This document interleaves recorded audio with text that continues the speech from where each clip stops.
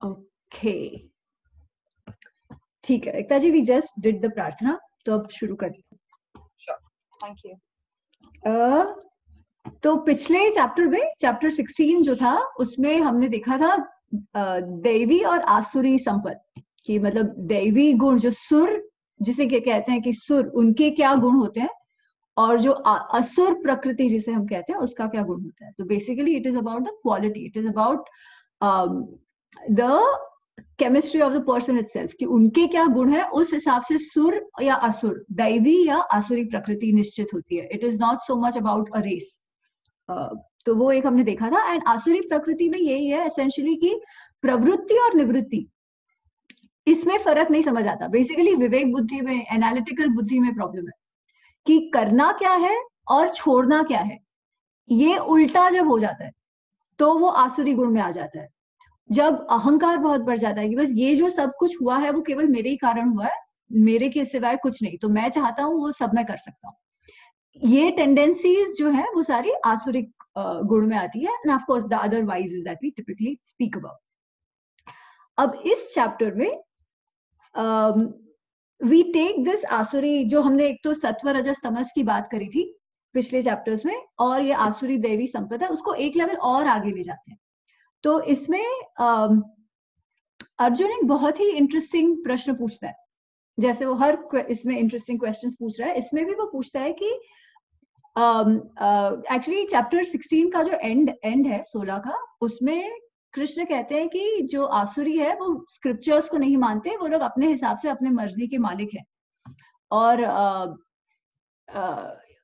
और इसीलिए जो दैवी वाले हैं वो स्क्रिप्चर्स को मानते हैं। ऐसे करके ही sort of ends it saying that eventually it is about the primacy of the scriptures.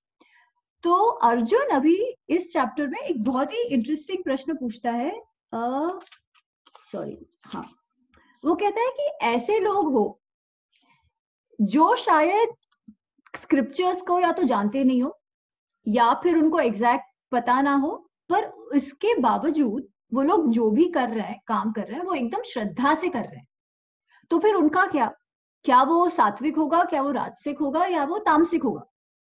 ये पूछता है कि मतलब कई बार वो स्क्रिप्चर्स टू द टी तो ना फॉलो कर सके, पर श्रद्धा है, तो वो किस कैटेगरी में आएगा? सत्व रजस तमस की कैटेगरी में।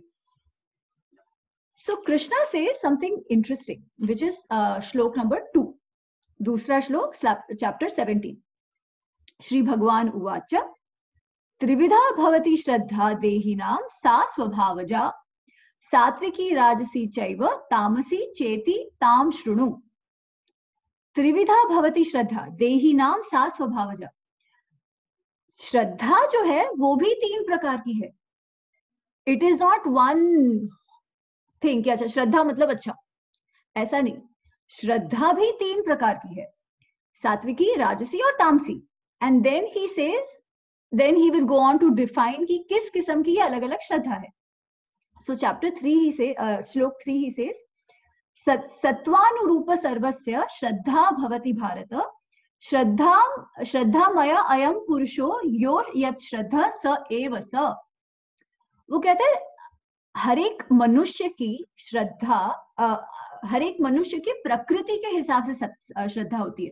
इसमें जो सत्वानुरूपा लिखा है ना, ये वो सत्व नहीं है, सत्व रजस तमस वाला सत्व नहीं है। यहाँ सत्व का अर्थ है प्रकृति, अपना अपना स्वभाव, हर एक इनहेरेंट नेचर जो हम कहते हैं, उसको यहाँ पे सत्व कहा गया।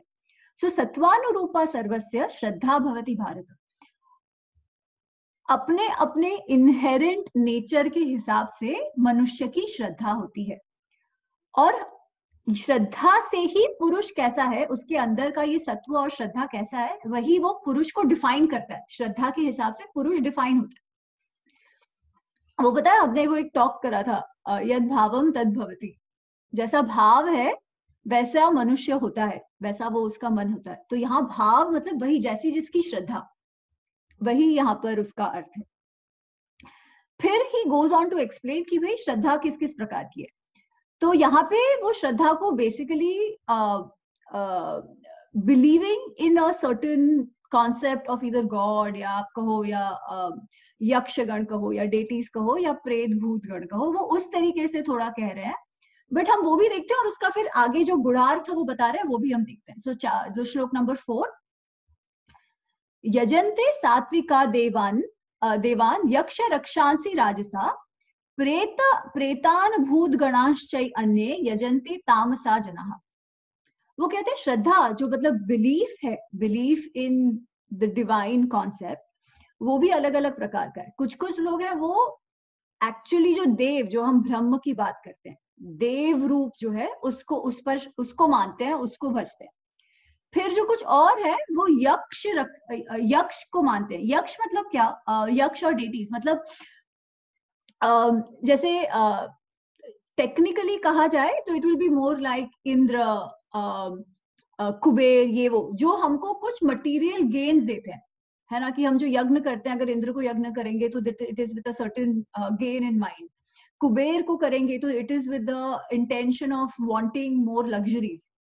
तो इस तरीके से एक है ब्रह्म रूप देव जिसको हम केवल श्रद्धा के कारण कि भाई वो है, thank you for this existence, उस तरीके से भजते हैं। दूसरा, हम इस श्रद्धा से भजते हैं कि भाई हमको उसके रिटर्न में कुछ मिलेगा, which is rajasic. And the last जो कह रहे हैं वो प्रेत भूत गणांश अन्य। ये पता है लोग ये काला जादू करते हैं, यू नो, काला जादू करके किसी का बुरा करना या काला जादू करके कुछ प्राप्त करना, डा, तो इसको वो तामसी कह रहे हैं। But one thing which I want to clarify right at the start, कि कई बार ना तंत्र को हम ये मान लेते हैं, जो तंत्र साधना है, तांत्रिक, तो तांत्रिक has received a bad name because of the काला जादू people. तंत्र is actually a whole system in itself, जिसमें वामाचार और वो लेफ्ट और राइट पाथ उसमें भी है, अलग अलग किस्म के, और वो उसको करने के लिए भी बहुत ही एक प्रबल किस्म का डिसिप्लिन चाहिए, उसके बिना नहीं कर सकते। To get initiated into a tantric tantra system, it also requires a lot of tapasya beforehand. तो तंत्र इज डिफरेंट। यहाँ जो वो बात कर रहे हैं वो प्रेत भूत गणांश अन्य, प्रेत भूत गण वो वही है जो वो काला जादू वाला है ना, कि वो ब्लैक मैजिक जिस तरीके से करते हैं with a wrong intention in mind to bring किसी का बुरा करने के लिए। तो वो किस्म की जो श्रद्धा है कि भाई मुझे उसमें बहुत विश्वास है और वो करवा डालो, तो कि मतलब यू नो कि आपको अपना बच्चा बचाना है, तो वो कई बार अगर आपने क्राइम पेट्रोल देखा होगा या सावधान इंडिया, तो उसमें भी ये बहुत होता है कि बलि चढ़ा दी किसी अपने बच्चे को बचाने के लिए किसी और की, इस किस्म का। सो दिस ये भी श्रद्धा से ही कर रहा है ना, किसी को श्रद्धा ना हो तो नहीं करेगा, of course, if I don't believe in it I won't do it. पर इस किस्म की जो श्रद्धा है वो तामसिक श्रद्धा है, ये कृष्ण एक्सप्लेन कर रहे हैं। फिर वो basically he goes on to explain more and he says the same thing, the अशास्त्र विहितम घोरम तप्यते ये तपो जनाः दंभ अहंकार संयुक्ता काम राग बलान्विता। तप करना, यज्ञ करना, पूजा करना, ये सब भी जो है, जब उसमें दंभ अहंकार आ जाता है, अहंकार मतलब अरे मैं ये कर रहा हूं, मैं इतनी बड़ी पूजा कर रहा हूँ, मैं इतना बड़ा यज्ञ कर रहा हूँ, इतना पैसा मैं लोगों को दूंगा, इतना ज्यादा दान करूंगा, या सिर्फ दिखावे के लिए, मुझे मन में श्रद्धा तो नहीं है, I don't really believe in it, पर अगर मैं ऐसा करूंगा तो सोसाइटी में मेरा नाम बढ़ जाएगा, यू नो, लोग कहेंगे कि अरे आप याद रखोगे उनका घर ऐसा ऐसा हुआ था।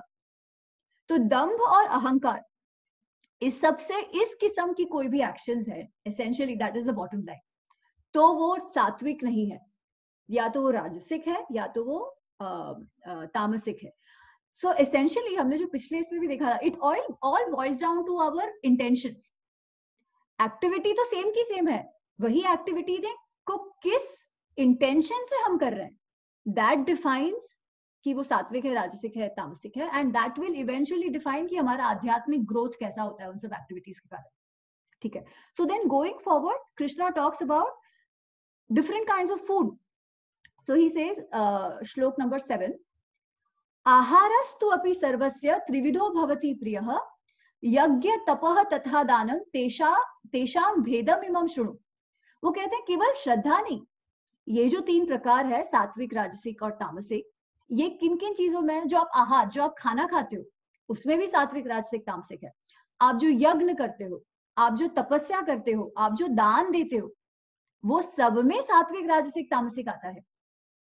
तो this is the level of analysis he goes into, कि दान देना मतलब अच्छा, ये हम मानते हैं ना कि अरे बहुत जो दान देता है वो बहुत अच्छा है, उसमें सात्विक गुण। इसलिए नहीं नहीं नहीं, ऐसा भी नहीं है। दान भी 3 प्रकार के होते हैं, आप किस भाव से दे रहे हो।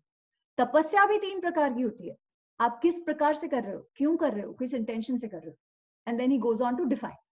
तो पहले ही टॉक्स अबाउट आहार, सात्विक आहार मतलब क्या, ठीक है। सो श्लोक 8 ही सेज आयुहु सत्व बल आरोग्य सुख प्रीति विवर्धिना रसस्या स्निग्धा स्थिरा ही अद्या आहार सात्विका प्रिया। आयु, उम्र, एज मतलब बेसिकली लाइफ स्पैन।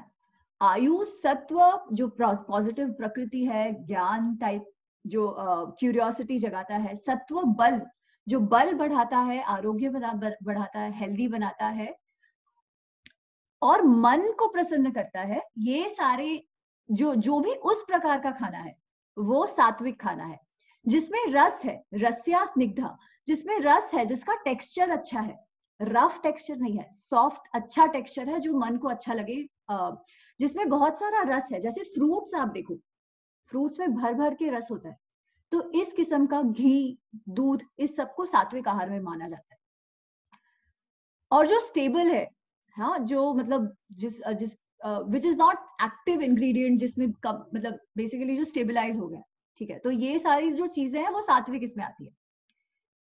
तो आप देखो जो स्पाइसी है ना, स्पाइस इसमें सत्व में नहीं आता है, spice comes in the rajasic खाना। And one more thing before we proceed, हर एक को जो मतलब इसमें सात्विक, राजसिक, तामसिक खाने की बात कही है, पर इसका अर्थ ये नहीं है कि हम सबको सिर्फ सात्विक खाना खाना है, ठीक है। It doesn't mean that, it means food is of different types and different types of food will promote different kinds of tendencies in us. और हर एक काम के लिए भी हर अलग अलग टेंडेंसीज चाहिए। तो जैसे अभी कोई बहुत ही ज्यादा श्रम का काम कर रहे हैं, तो उसको साथ ये जो सात्विक खाने के साथ साथ थोड़ा सा ये जो ऑयली, थोड़ा सा फैट वाला ये खाना भी चाहिए, थोड़ा सा स्पाइस वाला भी चाहिए। स्पेशली अगर आप ऐसे ऐसे क्लाइमेट में रह रहे हो where you need heat generation in the body, तो आप उसके लिए राजसिक खाना भी खाना चाहिए, ठीक है। Generally they say onions are not sattvic, but onions are important for you, कि खून को पतला करने के लिए उसकी जरूरत होती है, स्पेशली स्पेसिफिक किस्म के काम के लिए, स्पेसिफिक किस्म के वेदर के लिए। लहसुन का भी वैसा है। तो every food has its own फायदा, हर एक का अपना अपना बेनिफिट है, उस हिसाब से उसे खाना है। पर समझना ये है कि जो बंदा एकदम आध्यात्मिक मार्ग पे है, अब जिसको ये है कि मुझे योगी बन जाना है, हाँ, जो वानप्रस्थ आश्रम में चला गया है, फिर उनके लिए वो कहते हैं कि सात्विक खाना फिर सात्विक ही खाना होना चाहिए, उसमें फिर राजसिक, कांदा, लहसुन, जो भी सारे स्पाइसेस है वो सारे वर्जित है। But that is because of that stage of his life and that kind of profession that he has it. अगर हम क्षत्रिय रोल्स की बात करें, जैसे आर्मी में लोग हैं, उनके लिए you need every kind of food, you need राजसिक ऑल्सो, बिकॉज आपको वो डिजायर, वो मोटिवेशन चाहिए कि कर देने के लिए, निर्भयता चाहिए। तो उसके लिए you need some kind, that kind of food as well. So that has to be clear in our head कि ऐसा नहीं है कि दिस वर्सेस दैट, ऐसा नहीं है। Based on our own need and requirement and our own tendencies, we should define what we want to eat, ठीक है। बट इसका दूसरा पहलू भी है, depending on our tendencies we tend to like certain kinds of food, ठीक है। Now if I am more पित्तकारी, तो मुझे राजसिक खाने की ओर में और मैं जाऊंगी, मुझे ज्यादा स्पाइस वगैरह अच्छा लगेगा, although it creates पित्त in me. So there then I have to be careful that if I have a natural, anyways a rajasic prakriti, if I anyways have a very pitta specific prakriti, तो फिर मुझे वो खाना avoid करना चाहिए। So the concept here we have to understand is that food is of different types. It is not to reject one or accept one. It is to just understand कि अलग अलग किस्म के हैं, हमारी प्रकृति अलग अलग किस्म की है, हमारे साथ क्या मैच होगा वो हमें देखते रहना है, एनालाइज करते रहना है, हम क्या खाते हैं उससे भी, जैसा अन्न वैसा मन, ठीक है। So then he says 9th में राजसिक खाना कैसा होता है, कटु, अम्ल, लवण, अति उष्ण, तीक्ष्ण, रुक्ष, विदाहीन। कटु जो कड़वा है, बहुत अम्ल बहुत खट्टा है, लवण बहुत सॉल्टी है, लवण मतलब सॉल्ट, तो बहुत सॉल्टी है, अति उष्ण बहुत ज्यादा गर्म है, स्पाइस, वो बर्निंग हॉट। रुक्ष है, ड्राई फूड है, जैसे ब्रेड वगैरह होते हैं वो कई बार ड्राई होते हैं, उसमें रस नहीं है, तो इस किस्म के जो है वो सारे राजसिक खाने में आते हैं। आहारा राजस्य इष्टा दुख शोक कामय प्रदा, डिजायर दुख, इसमें लिखा है दुख शोक काम, बट बेसिकली इमोशनली तुम अपने को चार्ज करता है। राजसिक खाना जो होता है वो इमोशनली चार्ज करता है अपने को, ठीक है। So this is what Krishna is saying. Then यात याम गत रसम पुति पर्युष्टम चयत उच्चिष्टम अपि च अमेध्य भोजनम तामसा अप्रिय। जो खाना ढंग से पका नहीं है, आधा कच्चा आधा पका रह गया है या ओवर कुक हो गया है, जो वही वो फुल्ली राइट मतलब जो कच्चा सा रह गया हो, जो 2-3 दिन का बासी खाना हो, खराब खाना हो, कुछ बिगड़ गया हो, अगेन जो बहुत रुक्ष किस्म का खाना हो, ये सब तामसिक खाना होता है। और what he says, the way Krishna puts it, he says ऐसा खाना तामस गुण जिसमें ज्यादा है उनको ज्यादा प्रिय होता है। तो बेसिकली हमको खाने के अपने अपने गुण होते हैं और हमारे अपने अपने गुण होते हैं, और हमारे गुणों के हिसाब से हमें खाना अच्छा लगता है। इसीलिए दे से कि हमको अगर वो गुण बदलना है, चेंज करना है, तो आहार बदलना भी बहुत ही ज्यादा इंपॉर्टेंट है। It's the same thing, acidity मुझे ज्यादा है तो जो एसिडिटी ना हो वैसा खाना मुझे खाना चाहिए, जो एसिडिटी को शांत करे वैसा खाना खाना चाहिए। अगर मुझे वायु ज्यादा है तो वायु कम करे ऐसा खाना खाना चाहिए।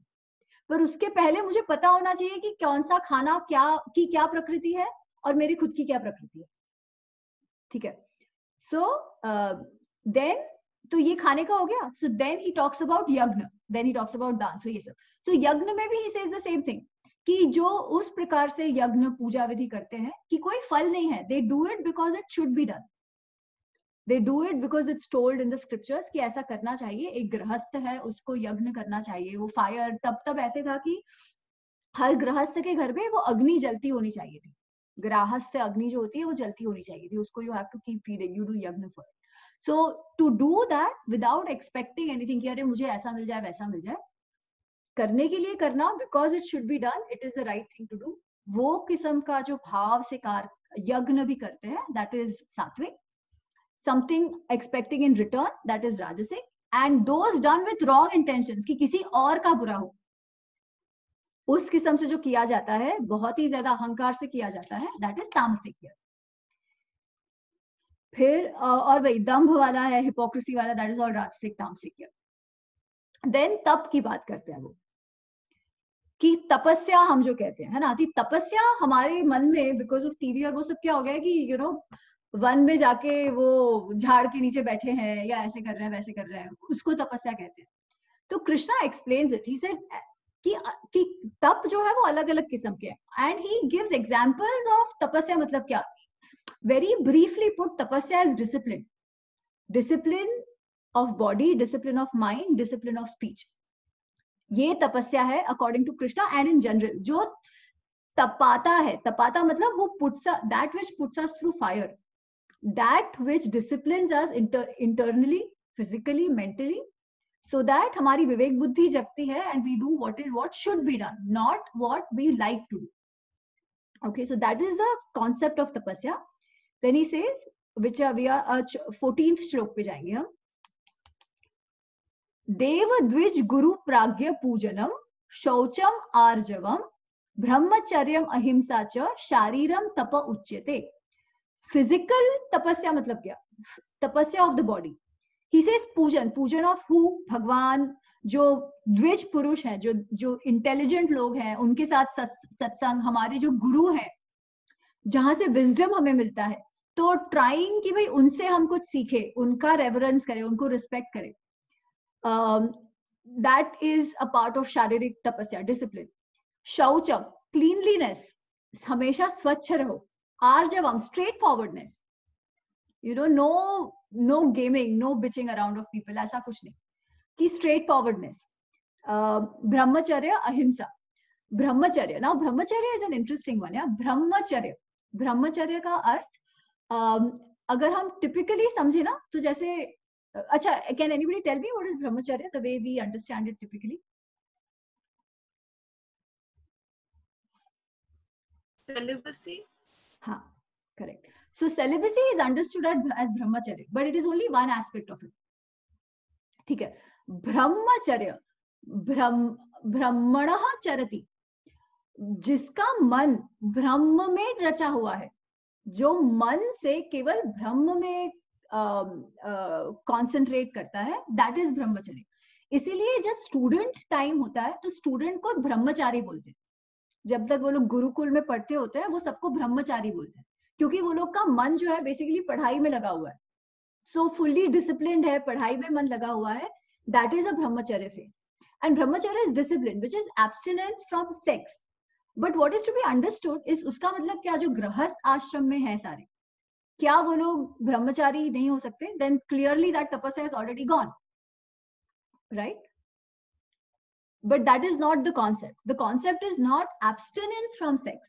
If you are married, okay, then fidelity to your wife, कि मतलब हर एक, you know, don't sleep around with people, that is also brahmacharya. और then अगर शास्त्र में तो कहा गया है कि you know कि even जो sex है, that is not only for pleasure, it is for procreation. So with that भाव कि अरे not with lust की आहा, you know, you are fully thinking पूरे टाइम वही लस्ट के बारे में.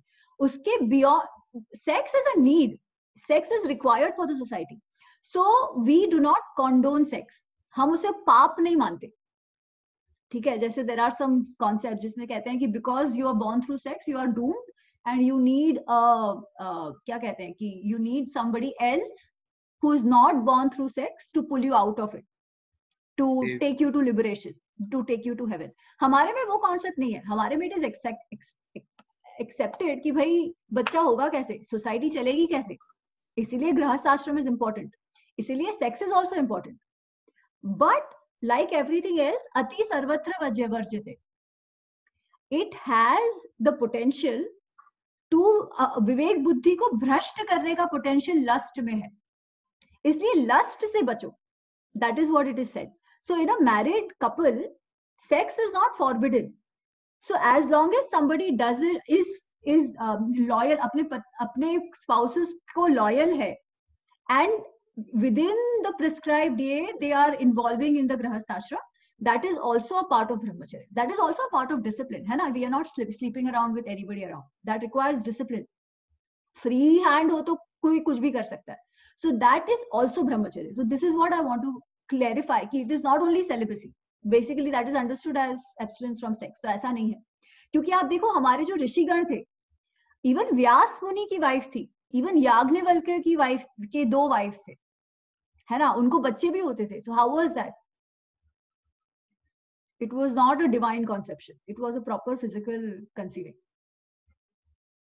So they were still brahmacharis, but grahastha ashram brahmachari. So get doing what should be done for a grahastha, ठीक है? But without lust, without overt lust, let's put it that way. So brahmacharya, ahimsa, of course non-violence again. हाँ बोलो. ऐसा हो सकता है क्या that वो जो ब्रह्मचारी थे they had sex strictly for procreation? Yes. So yes, that is the concept. But what if you have sex for pleasure? That is in a marriage situation. हाँ, so that is not brahmachari. So frankly, in a grahastha ashram, brahmacharya is not expected. ठीक है? Because you have it for pleasure as well. So that is fine, as long as you're loyal to whoever your spouse is. But अभी जो ऋषि mode में है, ठीक है, जो उस पाथ पे है, who are basically leading that kind of a ascetic life, for them also procreation is important. क्योंकि हमारे में क्या कहते हैं कि अगर आपको आप अगर without progeny मर जाओ तो फिर आपके जो पितृ है उनको मोक्ष नहीं मिलेगा. ये कॉन्सेप्ट है. और ये कॉन्सेप्ट का फंडा ये है कि भाई अगर सब लोग अगर कोई बच्चा ही ना पैदा करे तो सोसाइटी चलेगी कैसे? सो देयर इज अ धर्म का कॉन्सेप्ट बिहाइंड इट. इसलिए प्रोक्रिएशन इज नेसेसरी. इसीलिए ऑफ कोर्स देयर आर बाल ब्रह्मचारी. जैसे व्यास जी जो थे उनके बेटे तो शुक थे, बट शुक जो थे वो बाल ब्रह्मचारी थे. हनुमान जो है वो बाल ब्रह्मचारी है. तो these there will be बाल brahmacharis also who don't get married at all, ठीक है, but then there are brahmacharis in a grahastha ashram as well. So उनके लिए procreation is specific, sex is only and only for procreation. But for a grahastha life, sex is not barred. It is just that it will only be called brahmacharya. That's it. और उसमें भी मतलब procreation is one thing, पर उसमें भी कैसा है ना कि मुझे exactly वो मालूम नहीं है rules क्या है, but they say कि sex is also prescribed in a certain period. मतलब and it is correlated with the period menstruation cycle of the woman. कि menstruation cycle के साथ वो कुछ होता है कि X days before, X days after, ऐसे कुछ तो है, मुझे वो exact नहीं मालूम है details. So जब तक वो सब है, it will still be counted as क्या कहते हैं, prescribed kind of ये कि भाई उतने टाइम में आपको करना है, मतलब those are the times. और केवल रात के time, you know, people who indulge in sex कभी भी मन में आए तब, that is also not allowed. ऐसा कुछ है, ठीक है. So there are certain ways in which brahmacharya can include sex. Doesn't mean everybody needs to live a brahmacharya life. I'm just saying technically क्या है. जी. Yeah. Okay, कहाँ थे? हाँ, अहिंसा, of course we all know. शारीरम तप उच्यते, जो physical, जो शरीर का तप है वो ये सारा है, which is given in श्लोक 14. फिर 15th talks about वांगमय, वाक, स्पीच का तपस्या, स्पीच का डिसिप्लिन क्या है. So it says अनुद्वेग करम वाक्यम सत्यम प्रियहितम चयत स्वाध्याय अभ्यासम चैव वांगमय तप उच्यते. वांगमय is basically वाक, स्पीच, या. सो अनुद्वेग कर वाक्य, ऐसे शब्द जो खुद को और सामने वाले को भी एजिटेट ना करे.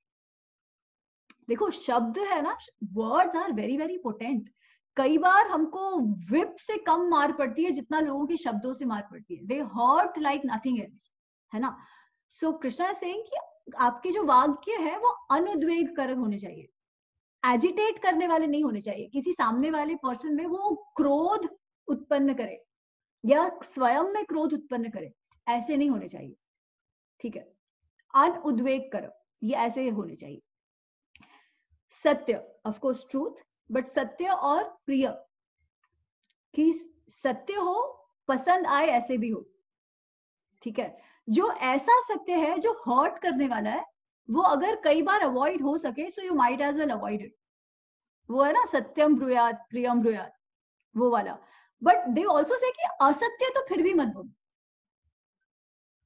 ठीक है. Try and say that which is agreeable and that which is true.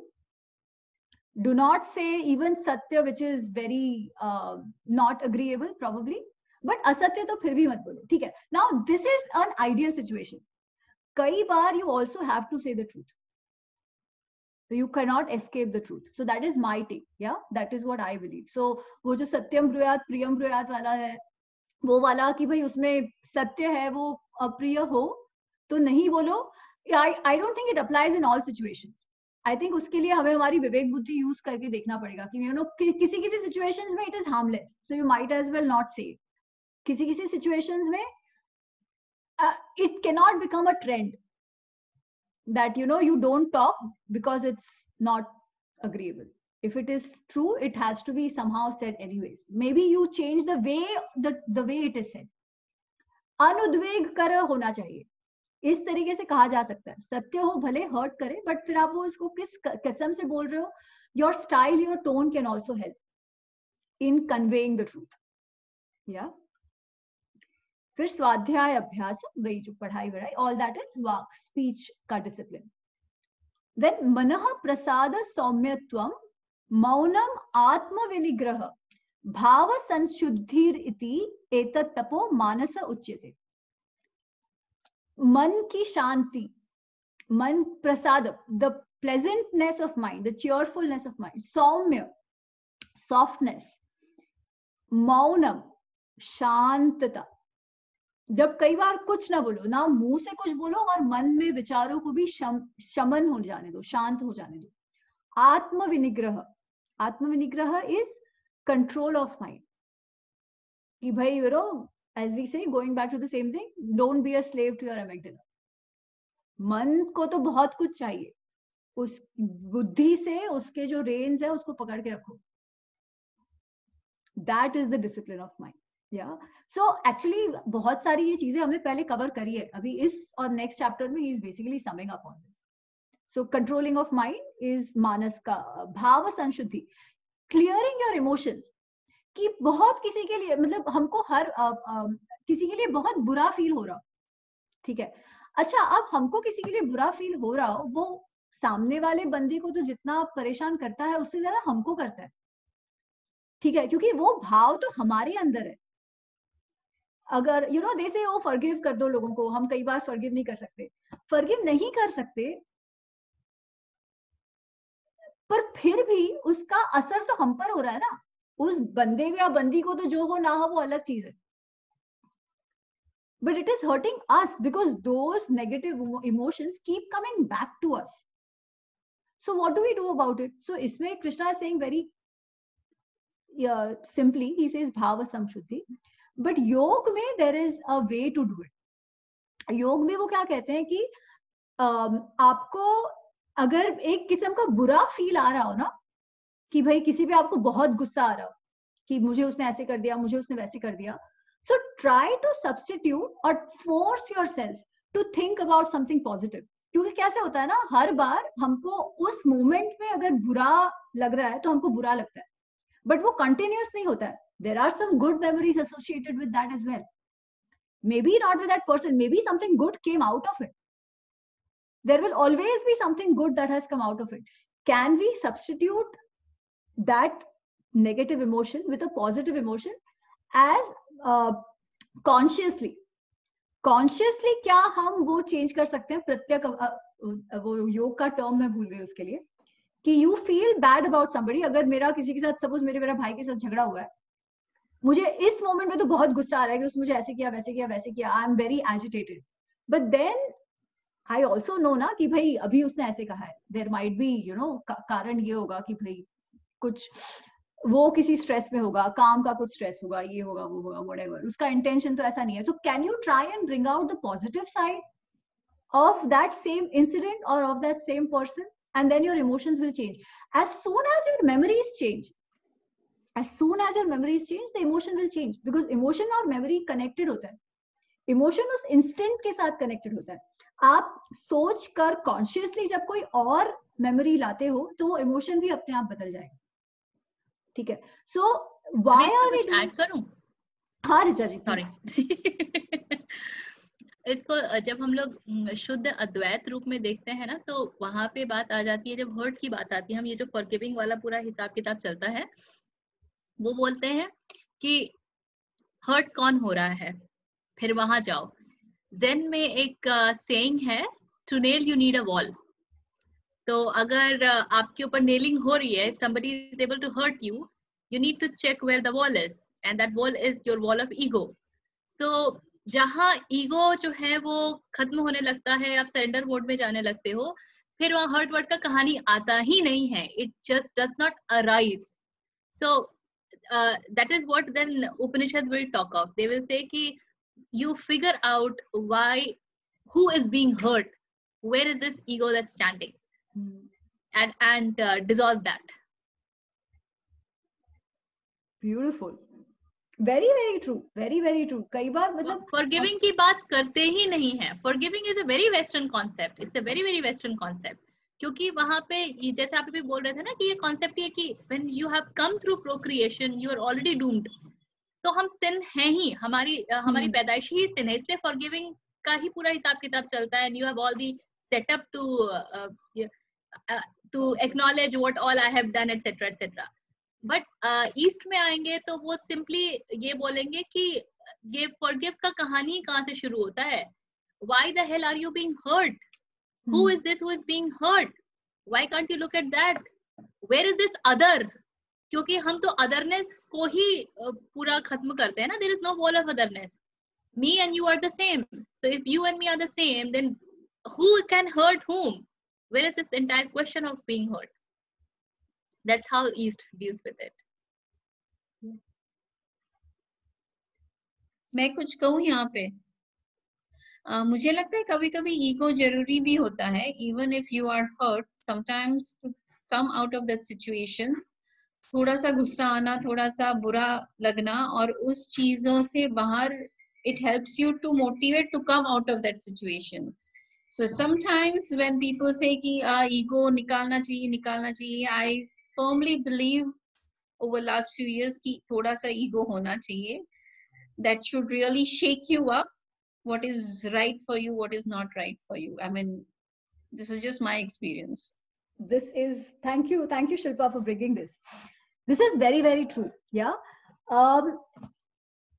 कोई भी कॉन्सेप्ट किस स्टेज पे अप्लाई होता है वो बहुत जरूरी है. Shilpa said something very interesting. जैसे let's take an example. Yeah.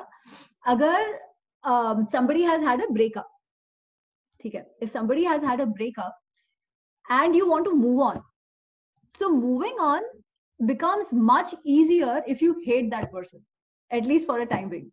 Then you're like, मुझे कोई फर्क नहीं पड़ता है, because तब तक positive emotions इतने ज्यादा उनमें अटके हुए हैं कि ब्रेकअप तो हो गया, फिर भी we yearn for that. There is this comfort level that has come, है ना, we want that comfort level. हमने जो सारी ड्रीम्स किए हैं, ये है वो है, but if you become so upset कि नहीं यार, I don't want this person in my life, it's very easy to move on.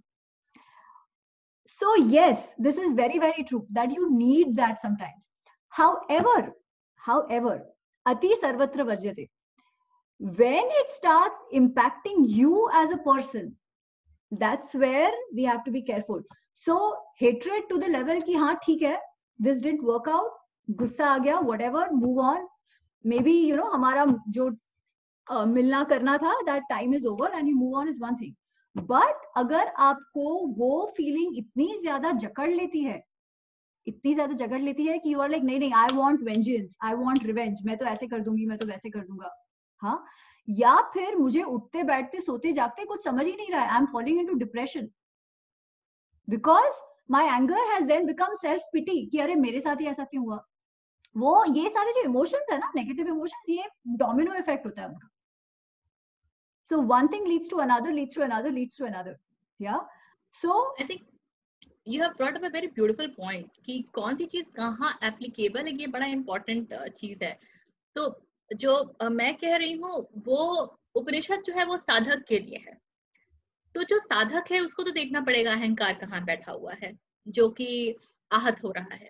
लेकिन रोजमर्रा के जीवन में क्योंकि हम इतने साधना में नहीं जीते हैं और ये बहुत असंभव हो जाता है हमारे साथ, तो फिर वहां पे ये बातें बड़ी मददगार साबित होती हैं कि हम थोड़ा सा पॉजिटिव इमोशन की तरफ चले जाएं, लोगों के बारे में कुछ अच्छा सोच ले, माइंड डाइवर्ट करें, वहां पे अटके ना रहें. बट फिर वही है कि जब उपनिषद की बात आती है तो फिर वो कहते हैं कि they would love to work on roots. उनका बस हिसाबी किताबी वही है कि जड़ पे काम करो. हालांकि ये हमेशा सबके लिए संभव नहीं हो पाता है, not in every instance. नहीं ऋषा जी, what you're saying is very correct. Actually कैसा है ना कि वही वो फेस की बात आ जाती है. So there is a beautiful story. एक ऋषि होते हैं और उनका स्टूडेंट होता है. तो वो स्टूडेंट की बीवी गुजर जाती है. So this man loves the wife and he's like crying. Yeah. बहुत रो रहा है वो. और ऋषि आते हैं और उसे कहते हैं अरे मैंने तो तुझे वेदांत पढ़ाया है कि ये तो आत्मा है, ये तो कुछ नहीं है, फिजिकल तो ये कुछ नहीं था, वो तो थी और चली गई, उसका वो वासांसी जीर्णा नहीं जो कृष्ण कह रहे हैं इसमें. और अर्जुन सेम थिंग ना, अर्जुन को भी कह रहा है कि यार आप कह रहे हो वो सब ठीक है, पर मुझे तो अभी पता है ना कि ये लोग मरने वाले हैं. तो वो उस समय बोलता है कि यार गुरुजी आप तो कमाल करते हो यार, मेरी वाइफ गुजर गई है, आप मुझे सांत्वना देने आए हो या मुझे आप समझाने आए हो? आत्मा वात्मा, मेरे लिए तो ये रियल लॉस है ना, मेरे लिए तो ये रियल लॉस है, आप ऐसे कैसे कह रहे हो? तो वो तो एक्चुअली गुस्सा हो जाता है. तो उस समय गुरुजी चले जाते हैं. तो गुरुजी गोज अवे और ये तो रो रहा है whatever. 10-15 दिन बाद या may be after a month और 2 वापस गुरुजी उससे मिलने आते हैं और उस समय वो बात करते हैं और बोलते हैं कि अरे तू उस दिन रो रहा था, वापस रो, तेरी तो वाइफ गुजर गई, वापस ऐसे रो. तो वो लड़का बोलता है क्या रो, मतलब वो तो मैं उस समय रो रहा था. नहीं, तेरी तो वाइफ गुजर गई, that is a permanent thing ना, अब वो आ तो नहीं गई है 15 दिन में. Now you cry like you were crying that day. And he is like मैं ऐसे नहीं रो सकता अब. So then Guruji says कि हाँ देखो, that was, so that is actually a learning for both sides. कि उस समय it was a shock at that point. The body, the mind, the emotions are dealing with it, है ना. तो उस समय वो नेचुरल है और वो नेचुरल रिफ्लेक्स है एक्चुअली. जो हमें गुस्सा आता है, जो वो विच शिल्पा सेड कि वो ईगो होना चाहिए, हाँ वो होना चाहिए. That is our natural instinct to save our self from being hurt, from depression. तो वो नेचुरल रिफ्लेक्स होना ही चाहिए. पर अगर वो ही रिफ्लेक्स 15-20 दिन, 2 महीने, 3 महीने चल रहा है, then it's a problem. Because फिर वो रिफ्लेक्स किसी और को नहीं परेशान कर रहा है. वो जो बंदा चला गया उसको कोई फर्क नहीं पड़ रहा है, हम पर निकल रहा है, वो हमारे रोज के एक्टिविटीज में जा रहा है. So at that point then understanding कि हाँ भाई चल रहा यार, उसका लाइफ था, अपना लाइफ है, eventually part of game, I learn something out of it. So then you put a positive, then you start changing your emotions actively कि भाई ठीक है, जो बुरा था वो बुरा था, मैंने भी तो ये 10 चीजें सीखी, समथिंग गुड फॉर लाइफ, ये गेन भी हुआ उस चीज का, and then you move on. Right? And then of course, then eventually getting to that level where हम completely स्थितप्रज्ञ हो जाए. That is the eventual goal of life, which we will get to hopefully someday. But yeah, so all these points are right. And जो immediate reflex है ना, that is also important.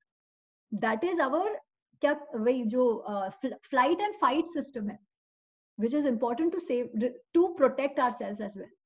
So that is also important. So if somebody tells you कि अरे नहीं नहीं आपको गुस्सा तो बिल्कुल नहीं आना चाहिए, ऐसा नहीं होना चाहिए, हाँ at certain level वो continue नहीं रहना चाहिए, but at that point it is okay.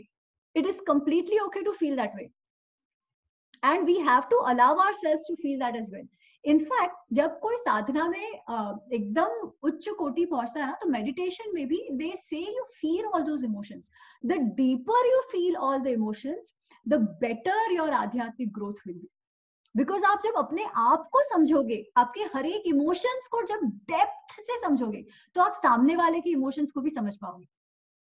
तब वो कहता है ना कि put yourself in somebody else's shoes and think.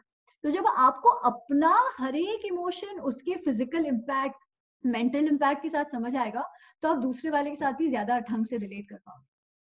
But again the point is you can not let yourself go into that domino effect. At some point it even the negative emotion has to stop and move into the positive side of it. Yeah.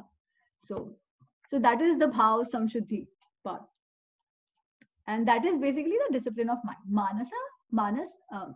Tapo manasa uchyate. Then again he says the same thing कि जो तप है ना, ये तपस्या जो discipline है, वो भी 3 प्रकार के होते हैं. किस श्रद्धा से वो किया गया है, कोई भी तपस्या, कोई भी एफर्ट, कोई भी डिसिप्लिन जो है, वो भी किस श्रद्धा से किया गया है उस पर डिपेंड करता है. जैसे कि आप देखो, ये जो हमारी सारी जो शास्त्र की कहानियां है ना, उसमें आप देखो हमेशा देयर विल बी एन असुर हु डज तपस्या, बहुत तपस्या करेगा, फिर उसको कोई वरदान मिलेगा, एंड देन वो जाके बहुत ही डिस्ट्रक्टिव हो जाएगा और फिर भगवान उसको मार देंगे. ठीक है, वी हैव मेनी सच कहानी. पर उसमें भी आप देखो, वो जो असुर बड़ा बनता है, वो सडनली नहीं बड़ा बन रहा है, उसने बहुत तपस्या की है. वो तपस्या करने के लिए उसने बहुत ज्यादा फिजिकल एफर्ट भी डाला है, कंट्रोल भी किया है. वो महीने वर्ष, कितने हजारों वर्ष तक कुछ ना खाना या एक ही बार खाना वगैरह वगैरह. So all this is a lot of physical and mental discipline which the asur has, which that villain has used to gain the kind of power that he has. पर वो पावर फिर इतना बढ़ जाता है कि वो सत्व का राजस और तामसिक हो जाता है. सो द सेम भाव is then converted into tamas, where he starts thinking अभी तो मैं बहुत पावरफुल हो गया, everything is just me, and then the downfall starts, right? So effort, तपस्या उसमें भी है. तपस्या भी आप किस इंटेंशन से करते हो? क्या आप तपस्या अपने आप को एक अच्छा मनुष्य बनाने के लिए कर रहे हैं, या असुरिक गुण के लिए कर रहे हैं कि भाई मैं हर पूरे विश्व में विजय पालूं और मैं ही भगवान बन जाऊं, you know, I am the whole and sole of it. So that is then the tamasik kind of tapasya, where again the same thing, if मैं किसी और का बुरा सोच के कुछ कर रहा हूं, सो दैट इज तामसिक. मैं केवल अपने मटेरियल गेन के लिए कुछ कर रहा हूं, तो दैट इज राजसिक. और मैं किसी स्पेसिफिक गेन के बिना नहीं, अहंकार से नहीं, बट इसलिए कर रहा हूं because it should be done. That is again the tapasya, which is the sattvic kind of tapasya. Then we go to Actually, let me read this. So 17, श्रद्धया परया तप्तम तपः त्रिविधम नरैः अफलाक आकांक्षिभिः युक्तैः सात्विकम परिचक्षते. मतलब वही कि बिना फल के जो चाह रहा है, बिना किसी जो बिना फल और बिना अहंकार, बिना दंभ के जो करता है कोई तपस्या, दैट इज सात्विक. देन वो राजसिक की बात करता है. सत्कार मान पूजार्थम तपो दंभेन चैव यत् क्रियते तत् इहं प्रोक्तम राजसम चलम अध्रुवम. वो किस्म की तपस्या कोई करता है कि भाई मुझे तो वर्ल्ड रिकॉर्ड बनाना है, 21 दिन कुछ नहीं खा के मैं तो वर्ल्ड रिकॉर्ड बना दूंगा. वो क्यों कर रहा है? ही हैज ये कि टू बिकम, कि मतलब सत्कार के लिए, that I want honour in the world, कि मुझे लोग बड़ा बोले, इसके लिए मैं कोई चीजें करता हूँ, है ना, कि मैंने तो ये अचीव कर लिया, मैं तो वो अचीव कर लिया, मैं ये भी कर सकता हूँ. उस एटीट्यूड से जब होता है तब दंभ, दिखावे के लिए जो भी होता है, दैट इज ऑल द राजसिक काइंड ऑफ तप. एंड देन ही सेज तामसिक, मूढ़ ग्राहेण आत्मनो यत् पीडया क्रियते तपः परस्य उत्सादनार्थम वा तत् तामसम उदाहृतम. वो तप जो किसी और को या अपने आप को भी बहुत पीड़ा पहुंचा रहा हो और वो जो करता रहे, वो तामसिक है. जैसे अभी कोई कहे कि मैं तो एक्स चीज नहीं खाती, या मैं तो लहसुन या अनियन नहीं खाती, वेरी सिंपल, पर आपको physically you are in a certain state जहां पे you need to eat it, तभी भी इफ यू इंसिस्ट कि नहीं मैं तो नहीं खाऊंगी, तो फिर दैट इज नॉट गुड. जैसे वो अर्जुन वाली कहानी है ना, अर्जुन ने डिसाइड किया है कि भाई मेरे गांडीव को कोई खराब बोलेगा तो मैं उसको मार दूंगा, कोई मुझे बोलेगा कि तुम्हारा गांडीव जो है वो किसी और को दे दो तुम, तो मैं उसको मार दूंगा. ऐसा अर्जुन ने मन से निश्चय कर लिया है, व्रत ले लिया है. ठीक है, फिर क्या होता है, 17th डे पे कर्ण ने युधिष्ठिर को हरा दिया था वॉर में. एक वॉर में उसने बहुत कष्ट दिया था कर्ण ने युधिष्ठिर को. तो Yudhishthir has come back to his camp.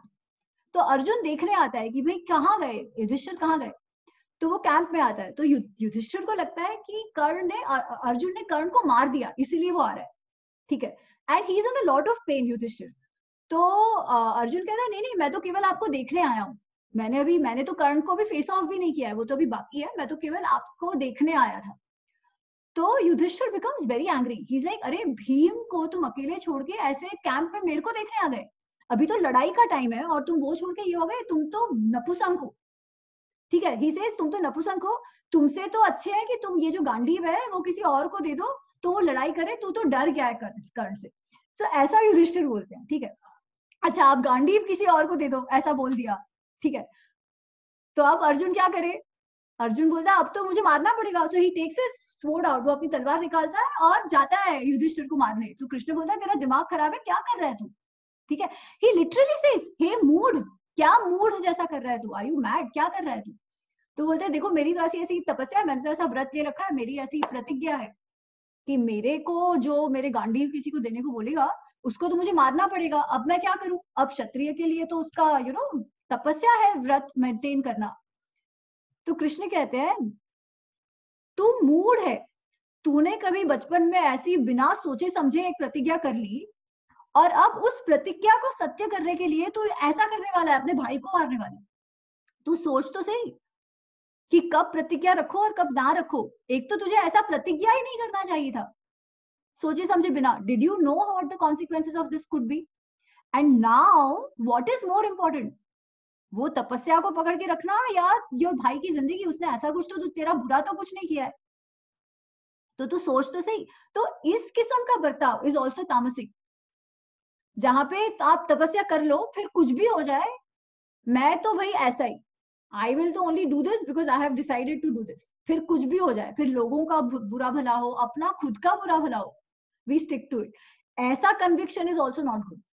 This is stubbornness, this then becomes stubbornness. विवेक बुद्धि होनी चाहिए, विवेक बुद्धि और इंटेंशन ये हर चीज में होना चाहिए. So this is what is then sattvik, rajasik, तामसिक. इवन व्रत, प्रतिज्ञा, तपस, एवरीथिंग। फिर दान, फिर वो कहते हैं दान भी 3 प्रकार के हैं। वो किस किस टाइप के हैं? तो श्लोक 20,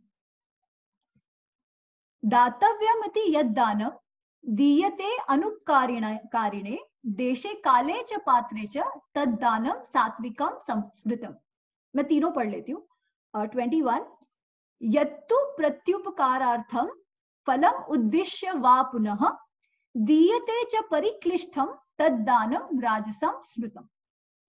22, अदेश काले यद दानम अपात्रेभ्यश्च दीयते यत् सत्कृतम कृतम अवज्ञातम तस्मात् तत् तामसम उदाहरत। सो ही सेज ऐसा दान जो डिजर्विंग हो, सही टाइम पे सही जगह और जो सही पात्र हो, जो डिजर्विंग हो, उसको जब दान दिया जाता है तो और without any expectation back, without any expectation back कि मुझे कुछ ना मिले, उस किस्म का दान जो है वो सात्विक दान है। एंड ही सेज तामसिक दान कैसा है? अदेश काले यद्दानम अपात्रे, गलत प्रकार के इंसान को, गलत किस्म के पात्र को दान देना, गलत टाइम पे दान देना, ये तामसिक दान है। और इसके लिए मुझे एक याद आ रहा है, भीष्म पितामह ने युधिष्ठिर को समझाया था कि you know what is wastage of resource. तो मैं कहता है कि वेस्टेज क्या, किसे कह, कब मेरे ट्रेजरी का वेस्टेज कब कहा जाएगा? तो भीष्म से 2 सिचुएशंस में, जो रिसोर्स देने वाले को नहीं दिया गया है वो वेस्ट है, और जो रिसोर्स नहीं नॉन डिजर्विंग को दिया गया है वो भी वेस्ट है। तो दान देना ऑल्सो कि चलो चैरिटी दे दी, ऐसे नहीं, यू नो, इसलिए हमें भी when we give charity we have to be very, उसमें भी आर दे डिजर्विंग और not, that is also important. And the time is also important. वो कहते हैं ना कि लोगों का टाइम साच, गुजराती में कहते हैं कि लोगों ने टाइम साचवी लेवो જોઈએ, कि जब जरूरत हो तब देना चाहिए, है ना। हमारे पास बाद में हम दे ना दे उससे फर्क नहीं पड़ता है, but if a person needs it at that time, फिर you have to give it at the right time, that dan really is worth it. So again the same thing, given with what intention and to whom, that defines the kind of dan. Taittiriya Upanishad में आता है। अच्छा, so we did sattvic, we did tamasic, then he says rajasic दान कैसा है? वही which is done with an expectation of a return, और जो बहुत परिक्लिष्टम, अनविलिंगली दिया गया कि मुझे देना तो नहीं है बट अब क्या करो, यू नो, मैं नहीं दूंगा तो कोई बुरा बोलेगा, मेरे नाम का ये हो जाएगा, I have no way out, तो चलो मुझे देना पड़ेगा। तो एज ए हेजिटेटिंगली जो दान दिया गया है, दैट इज आल्सो राजसिक दान। ठीक है। सो तैत्तिरीय उपनिषद में एक है कि श्रद्धया देयम अश्रद्धया अदेयम। अगर तुम्हें श्रद्धा है, अगर तुम्हें लगता है कि ये पात्र डिजर्विंग है और देना है और देना तुम्हारा कर्तव्य है, तो तुम दो। अश्रद्धया अदेहम, अगर तुम्हें श्रद्धा नहीं है ना, अगर तुम्हें मन में ये नहीं है, विलिंगनेस नहीं है, तो तुम मत दो, क्योंकि वो तुम तुम्हारा नेगेटिव इमोशन दूसरे वाले जिसको दिया है उसके नेगेटिव इसको दे रहे। तो श्रद्धया देयम अश्रद्धया अदेयम। और दूसरी क्या इंपॉर्टेंट चीज है? देश काल पात्र। जब देते हो तभी भी इन 3 चीजों को ध्यान में रखना बहुत जरूरी है, स्पेशली पात्र, कि किसे ध्यान दे रहे हो। Resource given to a deserving, resource not given to a deserving is a wastage, and resource given to a non-deserving is also a wastage. ये हमेशा याद रखो। So that is dan. Okay. So then Krishna, then this goes into a little technical. Om tatsaditi nirdesho brahmanah trividha smritah brahmanastena vedascha yagnascha vihita pura.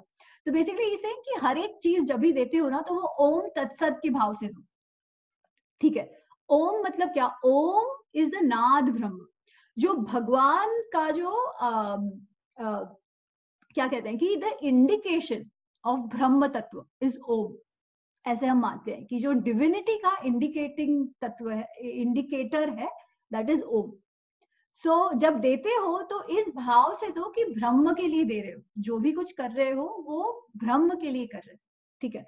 So with that intention कि सब उसका है और सब उसी के लिए है, so with complete dissolving of कि भाई ये मेरा है, ऐसे नहीं, with that dissolving of ego। फिर तत्, मतलब बेसिकली वही ओम का भाव तत्, तत् इज दैट फॉर हिम और for her, for who, for that Brahm, for that Om जिसका इंडिकेटर है. So I am giving it for that, not for any personal gain. किसी मतलब ऐसा भी नहीं कि वही कि मतलब do it with full surrender, doing it with for भगवान उस भाव से, और सत विथ सद्भाव कि अच्छे इमोशन से, अच्छे इमोशन से अच्छे कार्य के लिए आप दे रहे हो. तो सत विच इज सद्भाव, तत् विच इज फॉर भगवान, एंड ओम इज दैट तत्व फॉर भगवान. सो ओम तत्सत कह के कोई भी चीज दो और ओम तत्सत के भाव से सिर्फ देना, दान इज वन थिंग, बट जो भी आप करते हो वो ओम तत्सत के भाव से करो. आप तपस्या कर रहे हैं तो भी ओम तत्सत के भाव से करो, दे रहे हो तो भी ओम तत्सत के भाव से, यज्ञ है तो भी ओम तत्सत के भाव से, खा रहे हो तो भी ओम तत्सत के भाव से. बिकॉज वी सॉ राइट, अहम वैश्वानरो भूत्वा, जो अग्नि है वो भी भगवान तत्व है. हमारा शरीर भी तो भगवान की देन है, हमारी आत्मा भी भगवान की देन है. तो जब हम खाते हैं तो हम उसके दिए हुए मंदिर को पोषते हैं. So that itself is a यज्ञ. और इसीलिए क्या खाते हैं वो भी जरूरी है, और इसलिए खाना itself, that process is called यज्ञ, जो कृष्ण ने हमें पहले ही बताया था. ओके, सो देन 27 नहीं, एक्चुअली ये हो गया. Actually last one 28. अश्रद्धया हुतम दत्तम तप्तः तप्तम कृतम च यत् असीदति असत इति उच्यते पार्थ न च तत्प्रेत्य न इह. ऐसा कोई भी दान जो है या कोई भी यज्ञ है जो भी है जो बिना श्रद्धा के किया जाता है. So we started with shraddha and we are ending with shraddha कि अश्रद्धया हुतम दत्तम तप्तम कृतम च यत्. बिना श्रद्धा के किया हुआ हुत, हुत मतलब यज्ञ, जो अग्नि वाला यज्ञ है. दत्तम मतलब जो देना, द एक्ट ऑफ गिविंग. तपह जो तपस्या जो कर रहे हैं, या जो कृतम कोई भी कार्य करते हैं वो जब बिना श्रद्धा के किया जाता है तो वो असत भाव से किया जाता है, जो सद्भाव से नहीं, वो असत भाव से किया जाता है. और ऐसे करने से किसी का भी अच्छा नहीं होता, ना अपना किसी और का. This is all he say. So this is where he ends chapter 17th, and 18th में ही then continues with it. 18th में ऑल्सो आई थिंक कि संन्यास और त्याग, हम कहते हैं त्याग करना, तो त्याग के भी अलग अलग रूप है, संन्यास के भी अलग अलग रूप है, which is the last chapter. So I think we should be able to finish it next time. कितने है उसमें? Maybe not next time, तो उसके बाद का एक छोटा सेशन होगा I think. हाँ, तो I think अगले 2 सेशन में chapter 18 भी पूरा हो जाएगा. Chapter 18 is basically a summary of all that we've done till now. काफी चीजें repeat होगी, so it is the closing chapter. So chapter 2 was a summary जिसको फिर आगे एक्सप्लेन किया था, और चैप्टर 18 इज अ समरी जिसमें जो समझाया था उसको वो रैप अप कर रहे हैं basically. Okay, so this was chapter 17. ओम तत्सदिति श्रीमद् भगवद गीतासु उपनिषत्सु ब्रह्म विद्यायाम योग शास्त्रे श्री कृष्ण अर्जुन संवादे श्रद्धात्रय विभाग योगो नाम 17 अध्यायः. हरि ओम. So I think we finished quite early today. कोई प्रश्न हो, कुछ ऐसी बात करनी हो, गप्पे मारने हो तो कर सकते हैं. Oh, by the way, आज प्रथम नवरात्रि की सबको हार्दिक शुभकामनाएं. आपको भी. सभी को. आपको भी. आज बहुत बहुत शुभकामनाएं सभी को. आपको भी. आज पहला दिन जो है प्रतिपदा का, वो शैल पुत्री के लिए होता है. शैल, शैल मतलब पर्वत, तो पर्वत की पुत्री, पर्वत की पुत्री मतलब हिमालय की पुत्री जो है पार्वती. सो ये पार्वती का दूसरे जन्म का है. पहले तो वो सती थी, जो दक्ष की बेटी सती थी, जो फिर यज्ञ में मतलब वो यज्ञ में अपने आप को होम कर देती है, बिकॉज शिव का अपमान करते हैं उसके पापा, इसलिए. And then she is born again to Himalaya, to Himvan. And क्योंकि वो पर्वत की पुत्री है इसलिए उनका नाम शैल पुत्री ऐसे रखा जाता है. आज का प्रथम दिन. कल है वो ब्रह्मचारिणी. फिर वो ब्रह्मचारिणी, जैसे ब्रह्मचारी हम कहते हैं, तो ब्रह्मचारिणी इज जब पार्वती का, अच्छा पार्वती इज ऑल्सो पर्वत से, ठीक है, जो पर्वत की पुत्री इज पार्वती, पर्वत से ही आता है, पर्वत की पुत्री पार्वती। शैल पुत्री इज शैल की, so it's the same thing, exactly synonymous है शैल पुत्री और पार्वती का अर्थ, ठीक है। तो जब वो बच्ची पैदा हो जाती है and when she becomes young, she knows कि मुझे तो केवल शिव और शिव से ही शादी करनी है, because you know it is a reincarnation of Sati in a way क्या सती का ही रीइंकारनेशन है। सो उनको मन से ही ऐसा है कि नहीं मैं शादी करूंगी तो केवल शिव से करूंगी, पर उसके लिए तपस्या तो करनी ही पड़ेगी। तो उन्होंने कितने ही वर्ष तपस्या की और उनको इसलिए ब्रह्मचारिणी भी कहा गया, बिकॉज वो ब्रह्म में विचर रही थी, उनका मन ब्रह्म में था और वो तपस्या कर रही थी, इसलिए वो ब्रह्मचारिणी। और उनको अपर्णा भी कहा गया है। तो अपर्णा क्यों? क्योंकि जो एक पर्ण, एक पर्ण मतलब लीफ, पत्ता, जिन्होंने एक पत्ता खा के तपस्या की, इसलिए अपर्णा नाम जो है वो उससे आता है, इसलिए वो भी पार्वती का नाम। उन्होंने एक वो तपस्या करी शिव के लिए और इसलिए वो ब्रह्मचारिणी। और फिर जब शादी हो जाती है, that is the third one, Chandraghanta, कि अब शादी हो गई, शादी हो गई, उसके बाद बच्चा है, विच इज उनके बड़े बच्चे कार्तिकेय, तो स्कंद माता, स्कंद कार्तिकेय का नाम है। And then it goes on, then I think it's Katyayani and वो, तो वो मुझे वो कात्यायनी की स्टोरी थोड़ी अलग है। फिर उसके बाद उनका जो स्कंद माता के बाद जो है वो सारा असुर विध्वंसी रूप है, असुर विध्वंसी और सिद्धिदात्री, सिद्धि देने वाली और असुरों का नाश करने वाली, वो रूप है उनके इसके बाद की सारा। So I think I see some of you, है ना, कल से हम वो देवी महात्मा का पाठ करेंगे, तो मिलते हैं कल। एनीथिंग एल्स, अभी और कुछ हो तो we can discuss, else we can close out.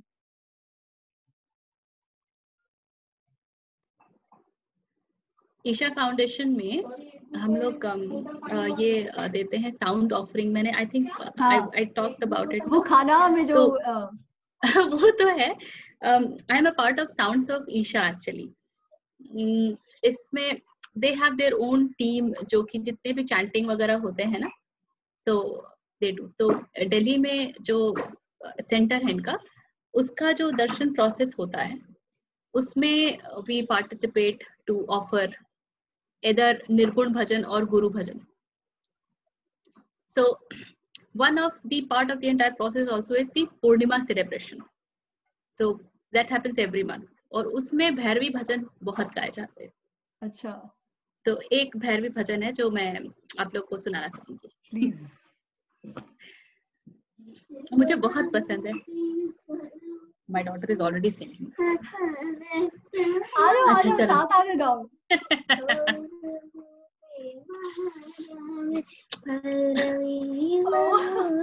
Can I? No, you can't.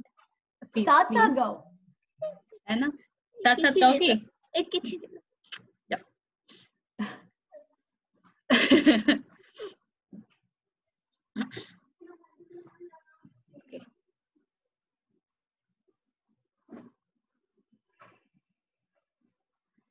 Shivduti स्वरूपेण हत दैत्य महाबले घोर रूपे महारावे भैरवी नमोस्तुते.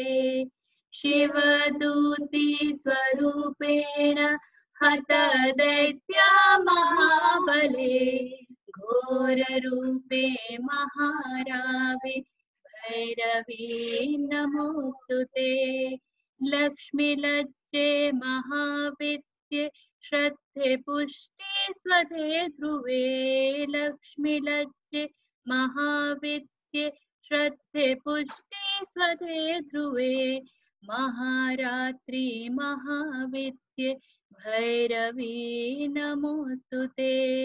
मेघदूती, ये मैं भूल जाती हूँ. भब्रवी महाकाली नियते त्वं प्रसीदेशे भैरवी नमोस्तुते. सर्वस्वरूपे सर्वशक्ति समन्विते भयभ्यास्त्राहीनो भैरवी नमोस्तुते. सर्वस्वरूपे सर्वशक्ति समन्विते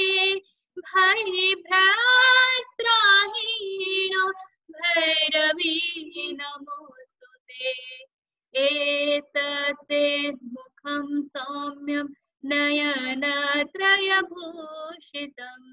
पातु न भीतिभ्य भैरवी नमोस्तुते एतस्ते मुखं सौम्यं नयनत्रयभूषितं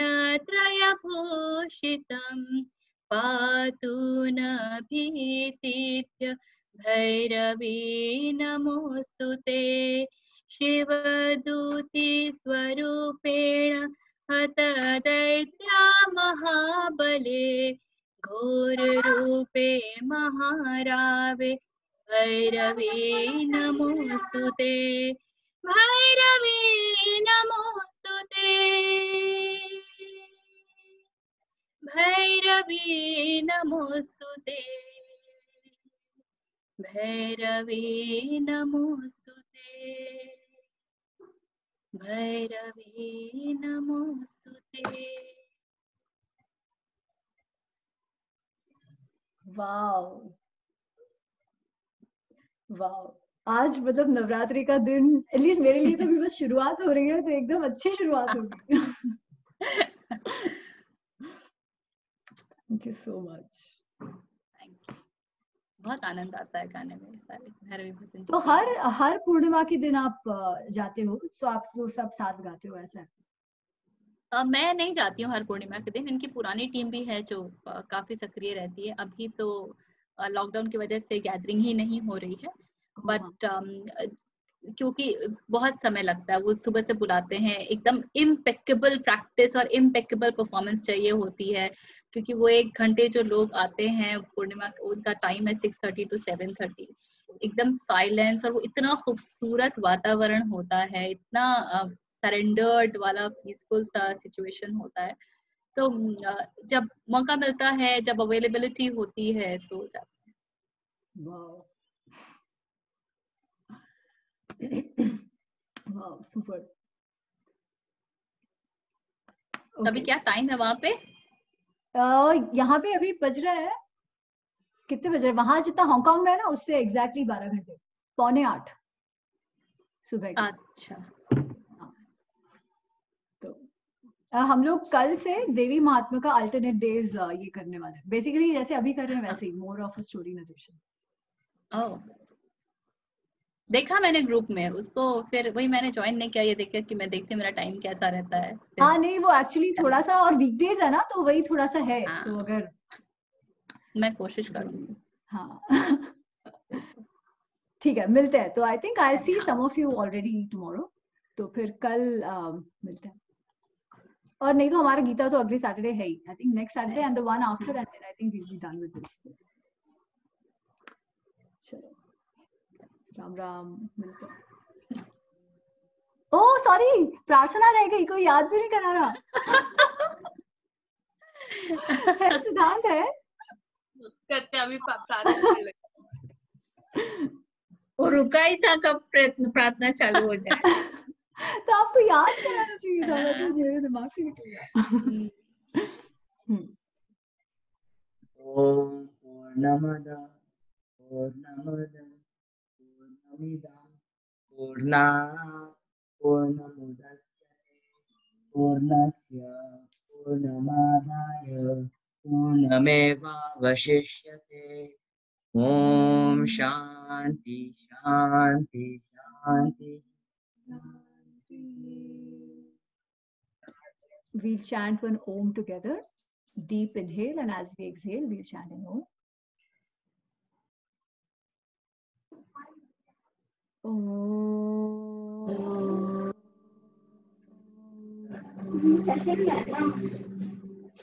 सेशन में बैठी है ना।